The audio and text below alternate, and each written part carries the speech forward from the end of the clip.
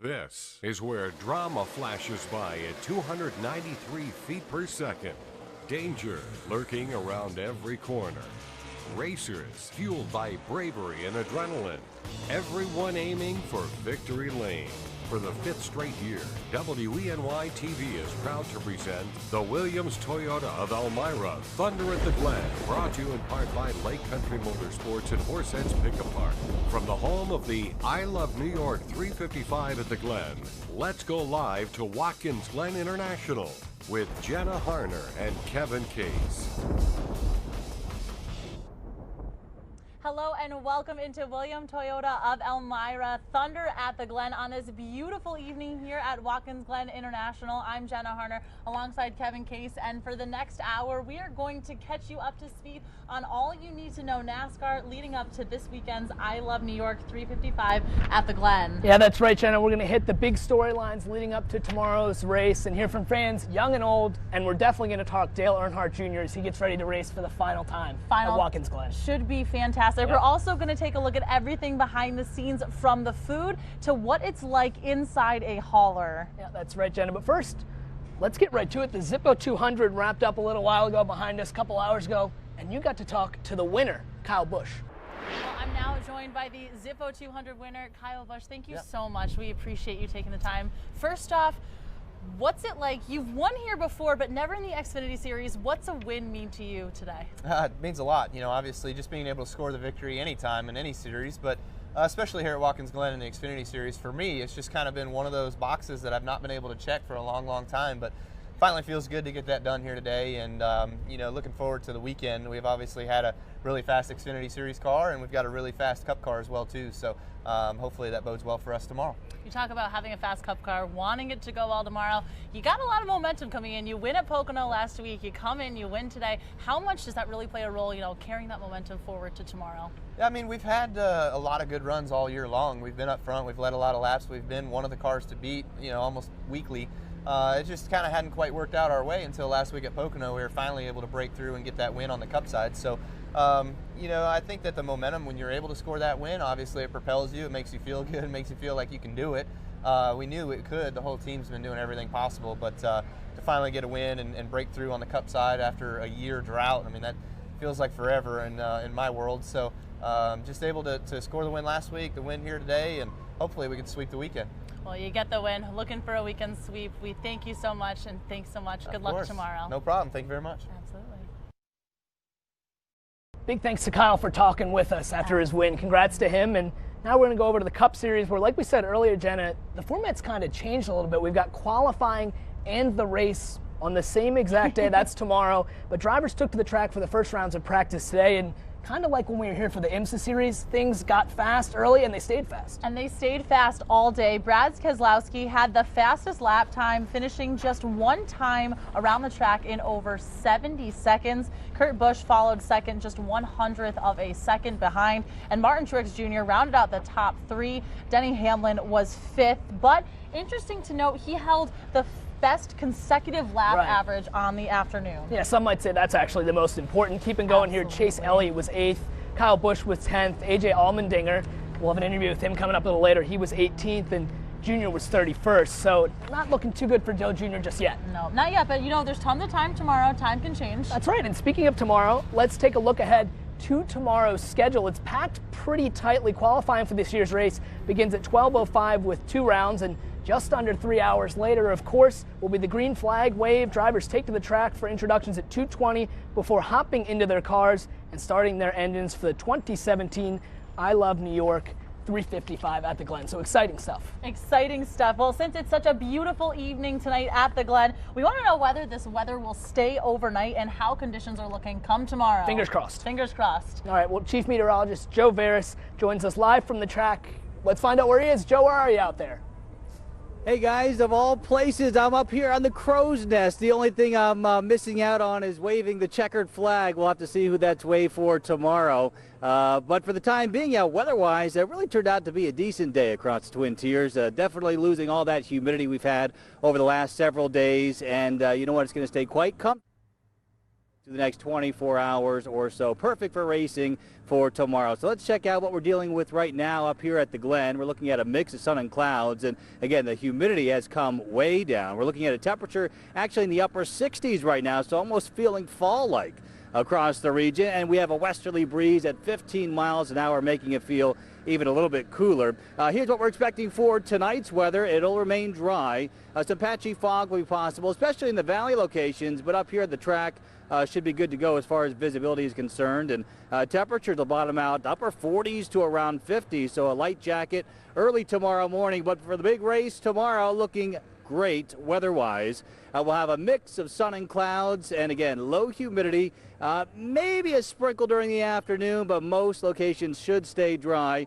Temperatures topping out at 76. That's our 5-degree guarantee. So again, a big improvement in the weather department compared to where we've been. Does look like some rain moving back in early next week, but what we're most concerned about is tomorrow's weather, and we should be good to go for racing. We'll have more weather information coming up for you guys in just a bit. Jenna, Kevin. Now, there's been a bit of a youth movement in NASCAR as of recently, and for good reason. There's a lot of young drivers hitting the scene, making an impact on the 2017 season. Kev, let's take a look at some of those. One of those in the under 25 club, Kyle Larson. He sits second on the season. The 24-year-old has 2 wins on the year, the Auto Club 400 and the Firekeepers Casino 400 down in Michigan. He's also second in the standings with top 5 finishes with 9. Not too shabby from him. Another up-and-coming driver, Jenna, to keep an eye on. Chase Elliott is 21 years old, 2 years younger than us. Than we are. Yeah, what are we doing up here? Anyway, he's proved himself among some of NASCAR's best. He's holding a strong 7th in the standings overall right now. He's winless on the season, but his overall point totals kind of speak for themselves, and so do his top 10 finishes. He's tied for 4th in that stat category with 12 top 10 finishes. Well, it should be interesting to see how they do tomorrow. We're going to take a quick break, but coming up after, it's the end of the road for number 88 at Watkins Glen International. We caught up with fans just to see their reaction on the legend's retirement. We'll be right back. Live from Watkins Glen International, we now return to the Williams Toyota of Elmira, Thunder at the Glen. Brought to you in part by Lake Country Motorsports and Horseheads Pick-A-Part. And welcome back to Williams Toyota of Elmira, Thunder at the Glen. I'm Jenna Harner. He's Kevin Case. And Kev, earlier this year, to the shock of pretty much the world, NASCAR legend Dale Earnhardt Jr. announced 2017 would be his last season. He would be retiring. So we thought we would take a look back at how Dale has fared here at Watkins Glen International. Seemed like a good idea. Seemed like a good idea. Junior's raced at WGI, Jenna, 20 times, only coming away with 1 victory. That was way back in 1999 in the Xfinity Series race. Up in the big leagues, he hasn't recorded a W yet. In fact, Junior actually has never won on a road course, though, so maybe odds stacked him against him a little bit there. A little bit. Specifically at Watkins Glen, he does have 2 top 5 finishes. So some good finishes. And 3 top 10s. So it'll be interesting to see what he can do this weekend and see if he can finish off his victory here with a career win at Watkins Glen. All right, and as we've said, you know, NASCAR's most popular driver, Dale Earnhardt Jr., he's retiring at the end of the season, so we figured we'd send WNY's Brendan Marr to talk to some of Junior Nation today to get their reaction about the driver leaving the sport. In late April, Dale Earnhardt Jr. announced he would retire from NASCAR at the end of the 2017 season, sending shockwaves through the sport and his fans. I was a mess. I actually left the office. And I drove to the local beer store, and I sat in there in the parking lot and listened to it on Sirius XM radio, his press conference. And I was in tears. I was just heartbroken. So it's going to be hard. It'll be really hard to watch the race next year and not see that 88 car on the track. It's going to be different, and we're going to miss him for sure. Since the announcement, fans have been doing what they can to see him race one last time. I've been to the track quite a few years, and so definitely wasn't going to miss this one. Was able to get the time off to come up and go to the race to watch him race one more time. To some members of Earnhardt's Legion of fans, known as Junior Nation, their support for the driver runs deep. The tattoo guy said, bring some pictures in, we'll do his face on your back. So it went from there. It was 19 hours for senior, 16 hours for junior. Took about 3 years, about $5,000 worth of tattoos now. But no matter how big of a Junior fan you are, it's still tough to think about him leaving. It was hard to come back after his dad, but it's kind of hard to see him go too. While all of Junior Nation is upset about their driver retiring, they thank him for all the memories and wish Dale nothing but happiness in the future. Reporting in Watkins Glen, Brandon Menard, WENY News. Now joined by WENY's Brandon Menard. Brandon, it's fair to say fans are very upset about Dale with his news.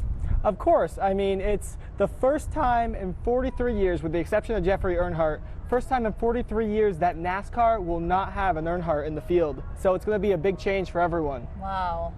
That's pretty crazy. Thank you very much, Brandon. No Appreciate it. problem. We know you're a fan of Dale Earnhardt too. So. It was a pleasure covering it. Also, happy birthday. Thank you very much. I really Happy appreciate birthday it. to Brandon Menard as well. What better way to spend my birthday than at WGI? Of course. Absolutely. All right, well, moving on here. We're talking about Junior here. Let's talk about some of him and his fellow drivers. He was one of the few guys that we got to hear from today on why they love coming back to the Glen each and every year. The crowds and the scenery, just the racetrack's got so much prestige, so much history behind it. So to be able to win this race and be a part of that was something special and will always be special. I like coming here, and I like the series coming here. The weather's always really pretty good, and the fans support this place consistently. You know, the crowds up here, the fans up here, it's the most underrated crowd of the year, I think, because it's the biggest, wildest, craziest crowd. So anytime you have a chance to come to this racetrack, even just to hang out, I mean, at some point this weekend I'll go through the infield and just take in all the sights and all the sounds and all the craziness that happens. It's 48 hours of almost nonstop racing action at a racetrack, which is very good. Something on the track nearly at all hours of the day, so it gives fans something to watch. So I definitely enjoy it.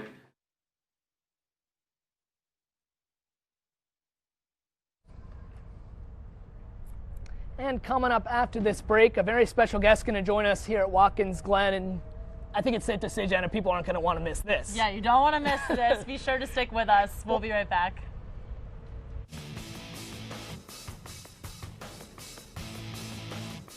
Live from Watkins Glen International, we now return to the Williams Toyota of Elmira, Thunder at the Glen. Brought to you in part by Lake Country Motorsports and Horseheads Pickup Parts. And welcome back to Williams Toyota of Elmira, Thunder at the Glen. Kevin and I are joined by a very special guest right now, the president of Watkins Glen International. Craig Flynn says to call you MP. We will go with Michael Printup, if that's all right with you. That's okay. You can do MPP. That's what the whole staff does. MVP. Well, thank you so much for taking some time out of probably the busiest week of your year. Busy this weekend. No, it's not busy. Not busy at all. No, there's nothing going on, right? Yeah. Look, who ordered the sun? That's awesome. It came out at the perfect time. Awesome. Well, you kind of led into my first question a little bit. What goes into planning a weekend as big, as intense, as busy as this one? Well, first of all, you have to have the best staff in motorsports. So check. There you go. I hope they're all watching, right? Yeah. Well, yeah, they're all watching. You know. No, you know what? It's a lot of work. We literally start like the day after Vintage in September. So we start the middle of next month and start planning on. I mean, it takes that much time to do it. When you go from 30, 40 full-time people and all of a sudden you go to 3,000, it takes a lot of planning. Yeah. And we have a lot of fun doing it, and you can tell because the staff is great at it. The fans keep coming, media keeps coming, the race teams talk about it, and I think we're ready to go for our 4th straight sellout next year. There you go. Well, out of all that time you spend on it, my question is kind of, what is sort of the toughest challenge when it comes to planning this weekend, this NASCAR weekend? Hard answer. It's staffing. It's really staffing. We don't have like Detroit with Michigan International Speedway. We don't have 5 million people down the street. Right. So recruiting and staffing and trying to pull everything together is probably one of the bigger challenges, to be honest with you. So we reach out pretty hard. The team spends a lot of time doing it. And we end up with some great people that always work here. And we have a consistent staffing level that really knocks it out of the park. Like a college football coach, you're recruiting people in. Yeah, that's all you have to do, right? Sounds easy, but if you went to every department and started asking them how they do it, you'd get a different answer. Really? Because it's hard. You're going from Waverly to Elmira, obviously to Corning, to Horseheads, to Geneva, to Cortland. You know, that's a pretty big area, you know, but it's our viewing district too. That's the best part. So we have a lot of fun, and I think that's the best part. You bring a lot of local ties here. You know, you mentioned all of that recruiting, does that seem like it happens a lot? There's a lot of local, whether it's people coming to help out, fans, all that type of stuff. Yeah, I mean, our fans come from within 250 miles, the majority of them. We are represented by 46 states, 5 countries, because I said 5 continents the other day. And, you know, that wasn't even close. There are 5 continents out there. There are, but you know, we're not drawn from Antarctica. You know, we're still trying to draw from Hawaii. You know, I don't think we have anybody from Hawaii, but you know, the media and PR team and social media team was trying to find out, and then we still are.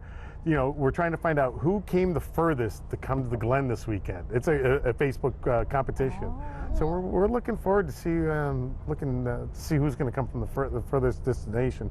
But anyways, it's hard to pull that all together. But you know, because there's so many factors here. Yeah. I mean, we make a city for 100-something thousand people, and that's what we're doing. Everything. The only thing we don't do is mail delivery. I mean, literally. I like that. All right, well, hold on. You got the Zippo 200 hat on right now. Kyle Busch won that. But, you know, you're around here a lot, so we figured we'd ask you who you got in tomorrow's race. Well, you know, it's a real simple answer. I've been picking Danica for a couple years, and I really just want to see her win. I think she's so talented, and she deserves a win from her talent, and she's got a great race team. But tomorrow's answer is real easy, Dale Jr.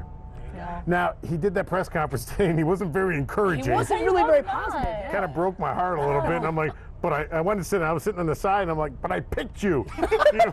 And then you doubled down, you just picked him again. I'm going to triple down. You know, because you know what the road course racing can do, and the guy did do a lot of training. You heard it today, Bondurant, Ron Fellows, who's here. I wanted to scream, Ron Fellows is here. You know, come hang out with us. But I think that, you know, this racetrack is very dynamic. It is very technical. I won't agree with him saying not so technical. It is very technical, and listening to all the drivers, I'll say that by consensus. We'll see what happens, but I'm picking Dale. Picking Dale. Well, a lot of the drivers talk about why this is one of their favorite tracks in the country. It was voted the top track in the country. I mean, fans clearly love this place. What's the best part about it for them? What can they expect tomorrow? Well, yeah, it's a big answer, but I'll try to shorten it up the best I can. You know what we do, and this is what the team does the best. We offer so many different experiences. It's an experiential facility. You can go over there and camp, you can go over there and camp, you can go over there and camp, and you have so many different experiences that you can kind of hang your hat on. We even have a family campground to hang out. And I think the experience with music, you know, we have the big band last night. Little rain got in the way, but we still held the big concert. Didn't get the Fan Fest in, but we have a concert tonight out in right behind the grandstand behind us. We have a big concert over about 3/4 mile away that way. So you know, you're experiencing different music. You're having fun. There's trees over there. There's lake views over there. There's racetrack views over there. It's about hanging out with your fans, your friends, and just having fun. Awesome. You get it all when you come to the Glen. Well, I think that's why the fans voted for us. I mean, that's 2 times in a row. And you know, we do a big social push, you know, and we have the 3rd of social population like Daytona. I mean, Daytona has the most for obvious reasons. They're the biggest racetrack in the world. And we have the 3rd, and we beat the pants off. I shouldn't say that about my brother, but... Oh, well, we have to love it. Thank you so much for taking the time. Thank you. Looking forward to tomorrow. We're going to take a quick check of the weather. Joe, where are you and what's it looking like? All right, guys. Yeah, we've been on the move getting our exercise. Now we're high atop the grandstand. Commanding view up here. And again, the sky's clearing nicely. Just a few scattered clouds overhead right now. And we're expecting it to stay dry here as we go through the overnight period.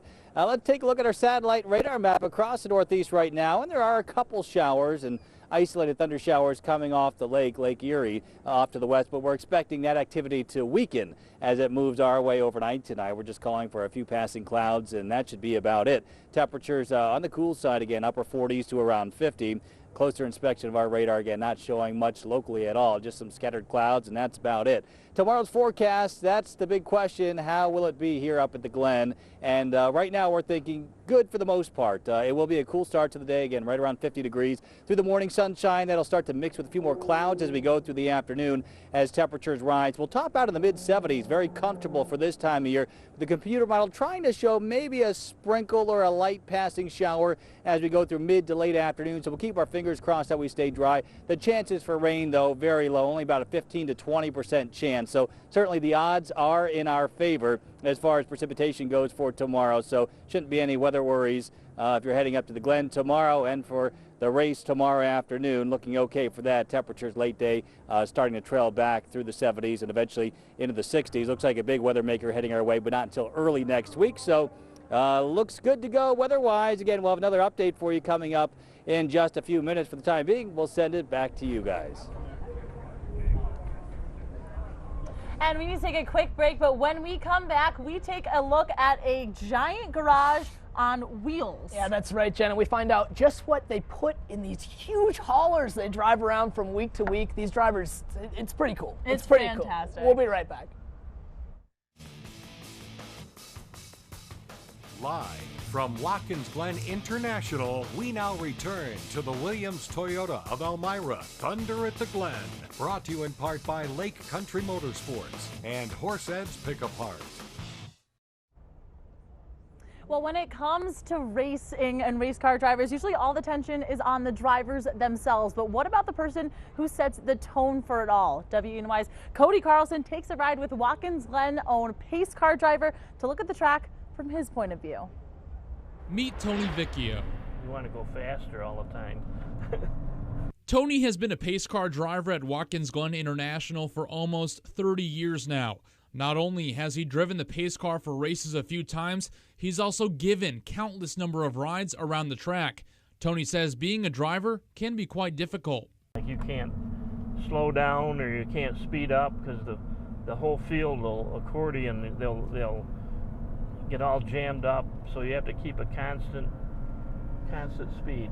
Tony has given rides to many well-known people, including former Buffalo Bills quarterback Jim Kelly and a former Miss America pageant winner. All the people I've met over the years doing VIP rides, it's incredible the amount of people you meet. And if Tony's not riding around the track, he's painting around the track. It's fun.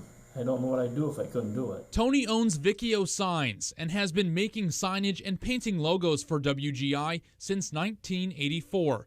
He also used to do signs for other major tracks like Talladega, Daytona, and Chicago. A lot of people come to the track, but they never know where the signs came from. They just see them there and think they appear. But there's a lot of hard work to do a sign like that. And when I asked Tony why he keeps coming back to WGI, he gave a simple answer. Well, it's the greatest racetrack in the world.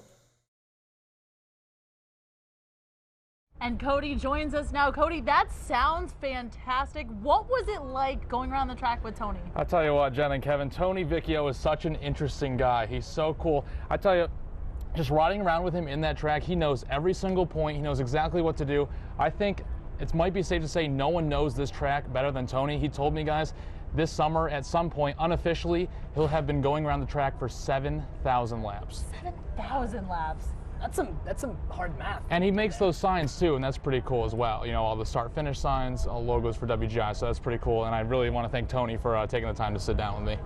Absolutely, and we thank you. Yeah, I was going to say, you took it right out of I know. Thank you for sitting down with us. For sure, and if you guys haven't had a ride around the track yet, I definitely recommend it. Okay. Sounds good. All right, well, moving on here. When they're racing 35 weeks a year, a hauler is kind of key to any driver's success. So, WENY's Kara Demers gives us a look at what's inside these huge vehicles over the course of a race weekend. Yeah, so this is our race shop on wheels. And from the moment the haulers pull in, everything is packed onto those 18 wheels. Think of these haulers as living space, garages, and command centers all in one. Anything the drivers and their crew might need while they're here at the Glen is right inside. We got an inside look when driver Michael McDowell took us inside his team's hauler. The team's biggest part is being able to communicate, make changes, do it on the fly.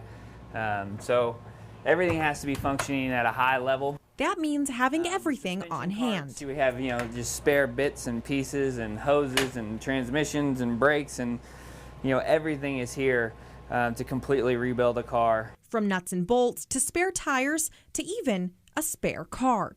You can see right there, there's another complete race car that's ready to go on the racetrack. Those haulers can be up to 80 feet long, and it takes a team to keep them up and running. Everybody has to watch each other's back because there's a lot of pieces coming in and out, throughout the weekend. It's really cool. It's an orchestrated circus for sure. You got living space, then kind of the garage. Yeah, so this is all working area. This is the shock dyno, spring shocks, and then up front here we have the lounge. And then we asked the most important question of the day: how does he fuel up for race day? Yeah, my go-to, I make peanut butter and banana sandwiches, so it's safe. You don't have to worry about, living on the road. Sometimes you got to worry about things expiring, and you never know what you're going to get, so I stick to the safe bet. Reporting from the garages at WGI, Kara Demers, WENY News.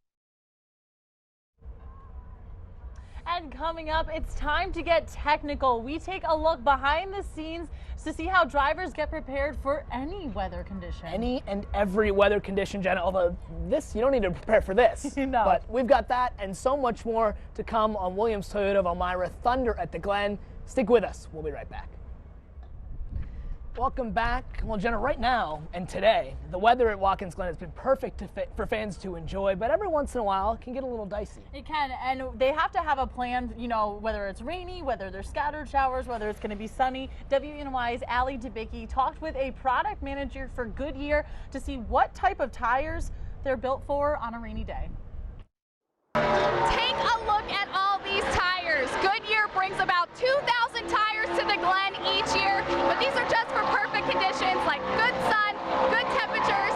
But what happens when it's raining outside? Goodyear recommends a slick tread racing tire for when conditions are optimum for racing. But sometimes Mother Nature has the final say. Goodyear has another tire that can help in rainier conditions. Here we have a wet weather program, and we have a second tire that we distribute to teams. This would be our Goodyear Eagle wet weather tire. If the conditions are right during practice or during a race, NASCAR may make the decision to put the teams on rain tires. And this particular tire right here is designed to work on a wet track. Rain tires are helpful, but they cannot solve all weather problems. This actually has a directional tread, which does a really good job of moving water away from the tread of the tire and keeping contact on the ground, rubber contact with the track. But if you have heavy standing water, at the speed these cars travel, even a directional tread pattern may not be able to pump enough water out from underneath the tread, and you're going to have hydroplaning just like you would in a street car. Rain or shine, race weekend must go on. That's why Goodyear has race teams prepared no matter what the weather. Reporting at Watkins Glen International, Allie Debicki, WENY News. Well, in order to keep stock cars running at top notch, Jenna, pit crews are always at the ready. They are, but there's a unique challenge at Watkins Glen. Things are flipped a little bit. WENY's Isabel Garcia spoke with one of the coaches to talk about those challenges. With 35 weeks of race season, cars enter the pits going clockwise. As one pit crew coach explains, for Watkins Glen International, it's a little bit unique. They have to switch up their game 180 degrees. It's a whole different animal, it's a whole different beast, and it's really evolved from when I started 10 years ago to what we have now. WGI is one of the only racetracks in the circuit where the pits are considered backwards. For the 6-team crew, their roles take on a different challenge. Here, everybody's job is the same, but the adjustments are different. We can't have the free range that we can on every adjustment doing a stop backwards. Some adjustments today are going to take a lot longer to do than a normal pit stop. Another major aspect of the pits, ever-changing technology, equipment, and inventions. The technology that we put in the jacks and the guns have come a long way. They come a long way every year, and it's something that every team has to stay up on. It's a pretty expensive job, but you can't bring a knife to a gunfight. While timing, of course, is one of the most critical aspects of pit lane, there's also major risk involved for all of the crew members. Safety is a huge deal. The guys have to wear a fire suit. They have fireproof underwear that they wear under their fire suits. Obviously, you got to wear helmets, fireproof shoes, and NASCAR has done a good job of watching out for the pit crew guys, taking care of what's going on. For this coach, the pit crew activity is a bit of a sport in and of itself. I've always loved the competition of the pit road, the pit stops, and it's great to see these guys excel. It's great to see young guys come in and excel. So there's a lot of good things about what I get to do.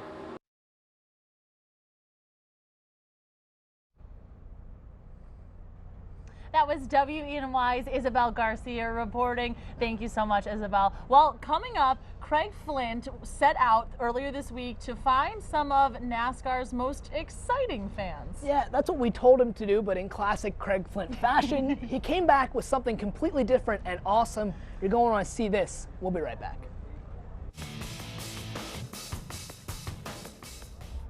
Welcome back. We're live here at Watkins Glen. And now, Jenna, we had Craig Flint report a story for us here this weekend. Yep. And Craig's pretty crazy. He's pretty goofy. So we thought, you know, we'll send him on a crazy, goofy story. But instead, he came back with something that surprised even us who work with him every single day. Take a look. All right, race weekend is here, and automatically you're thinking of fast cars and fun and barbecues and beer and a bunch of friends. But what about furry friends? Have you ever seen this? Check this out. Meet Nicole Baum. She has been a regular here at Watkins Glen International for the past 13 years. Like so many others, she loves coming here. It's our vacation. It's just home away from home. The people are so friendly.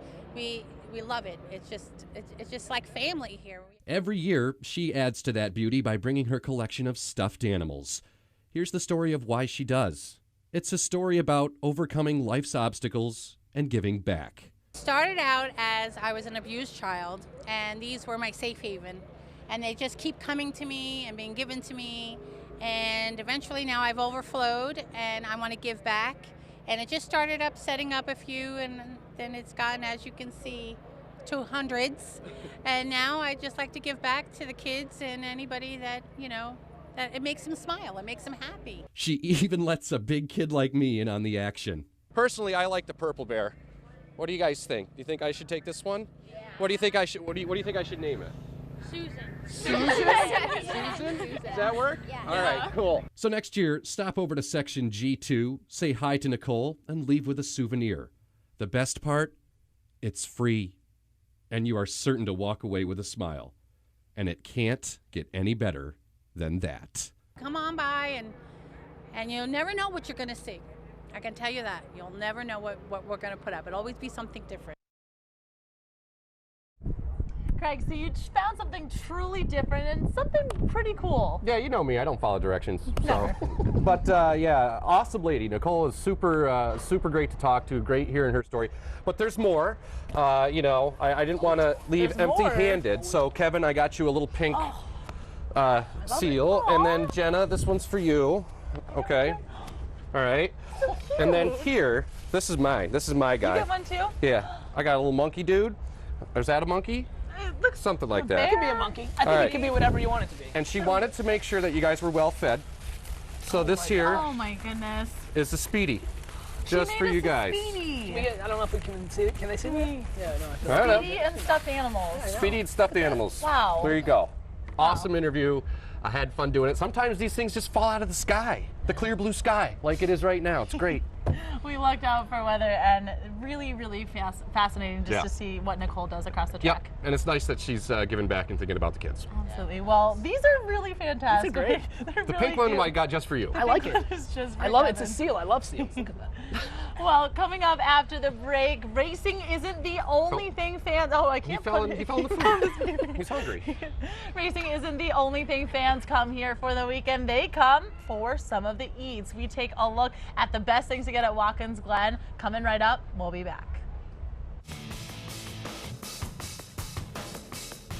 And welcome back. We're live here at Watkins Glen International. And Kev, I don't know about you, but all this racing can make people, including myself, pretty hungry. I know. I wish we had had time to eat that chicken Speedy, but after the show. After the show. But thankfully, for the rest of you fans out there, WGI cooks up tons of food to keep everyone satisfied all weekend long. We sent our Leanne DeRosa to scope out the best eats at the Glen.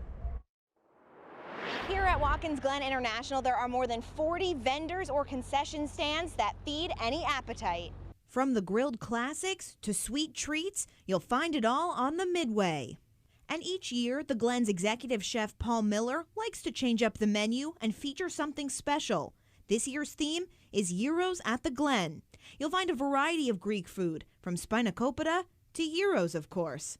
So with all these options, what are the fan favorites? We asked some Glen goers. My favorite food at the Glen is probably the Philly cheesesteaks, fully loaded. Pizza, gotta have pizza. For sure. Pizza. How about you? I'll say wings. Any type of ice cream is always good to me. Steaks on the grill. Beer. Beer, followed by beer. Probably cheese fries. Cheese fries. I like the cheese fries. French fries, yeah. Definitely sausage, onions, and peppers. Probably the hot dogs. I think a Glen dog and a nice cold Coca-Cola. In the Glen dog, you can't beat a Glen dog. What's a Glen dog, you ask? It's a Watkins Glen International creation that features some of the regional sponsors. A Salen's hot dog in a pretzel bun topped with Yancey's fancy mac and cheese and some crushed goldfish. We need one Glen dog. In one NASCAR weekend at WGI, they sell about 8,000 Glen dogs. That compares to about 4,000 burgers, 4,000 sausages, and 10,000 orders of French fries. Well, all this talk about food has made me pretty hungry, so I'm going to try the oh-so-popular Glen dog. Don't worry, guys, I'll bring you some. For now, reporting down at the Midway at WGI, Leanne DeRosa, WENY News. Leanne, we're still waiting on those Glen dogs. I'm craving one. Yeah, I am too, but it's time for another check on weather. Let's see, maybe Joe's at the Glen dog stand. Because we never know where he is. Take it away, Joe. Yeah, I'm getting kind of hungry myself. I think I know where I'm heading after this. Hey, we're making our way around the track. We started in the Crow's Nest, then on top of the grandstand, and now we're in pit lane right now. And yeah, weather-wise, we're looking pretty good across the area. Let's take a look at what we can expect as we go through the next 24 to 48 hours. Big area of high pressure sliding out of the Ohio Valley. That's great news for our weather conditions for tomorrow. With high pressure nearby, that means dry conditions for the most part. We'll be looking at sunshine to start, some fair weather clouds during the afternoon. Temperatures very pleasant for this time of year, looking at highs generally in the mid-70s. And again, there may be a sprinkle under some of the cloud cover developing during the afternoon or evening, but for the most part, we'll be dry tomorrow. Better chance for that rain arriving later tomorrow night and on Monday. So if you're doing traveling late tomorrow or Monday, be prepared for some rainy conditions once again all across not only the Twin Tiers, but for the Northeast as well. And the planner for the Glen tomorrow, again, we're coming up to experience what's going on up here, looking at dry day, again, mainly dry, maybe a sprinkle in the afternoon, but look at the temperatures, about 75, 76 is where we'll top out for tomorrow afternoon. So that's the latest weather forecast for the time being. Maybe a light jacket if you're stepping out for tonight as temperatures continue to drop. We'll send it back to you guys. Thanks, Joe. Well, NASCAR visits dozens of cities every year, but Watkins Glen brings its charm to the races. That's absolutely true, Jenna. After the break, we're going to be looking at NASCAR made by the Glen. We'll see you in a few. Live from Watkins Glen International, we now return to the Williams Toyota of Elmira, Thunder at the Glen. Brought to you in part by Lake Country Motorsports and Horseheads Pick-A Parts. Welcome back. We are live here at Watkins Glen. And guys, right behind us, when someone wins the race in Victory Lane, we get a big celebration, but it wouldn't be the same without, the champagne. It wouldn't. There's a sparkling wine that has a special local connection, and WNY's Renata Steele is here to tell us a little bit more about that. That's right. It's a partnership with the track that has gone back for decades now. Pleasant Valley Wine Company, nestled in Hammondsport, New York, has a storied history with a long history of champagne and its relationship with the track, and of course, celebrating. When the winner of the I Love New York 355 at the Glen pulls into Gatorade Victory Lane at WGI on Sunday, they'll be celebrating with a champagne made by the oldest winery in the Finger Lakes. I think a great part of the American tradition, just like the track is for racing. So the two brands, the two products go very well together. They're both historic and well known, and we think it's a great partnership. A partnership made in Finger Lakes heaven, the world-renowned Watkins Glen International and the historic Pleasant Valley Wine Company, owned by the Doyle family. My dad, who owns the place, Mike Doyle, he talked about when he got into this business about making something that would be part of celebrations, and making something that makes people happy, and champagne certainly does that. Patrick Doyle says the role of their award-winning Great Western champagne fits perfectly in the racing world after the checkered flag waves at the finish line at WGI. While the drivers may end up wearing more of the champagne than drinking it, having a place in the world of NASCAR at Watkins Glen is one the winery looks forward to continuing. We are just it's a privilege for us to be able to be in the winner's circle and celebrate with all these wonderful racers and drivers, and to be with them at that great moment in their careers and their lives is really a special thing, and we're very happy about that. It's a great partnership.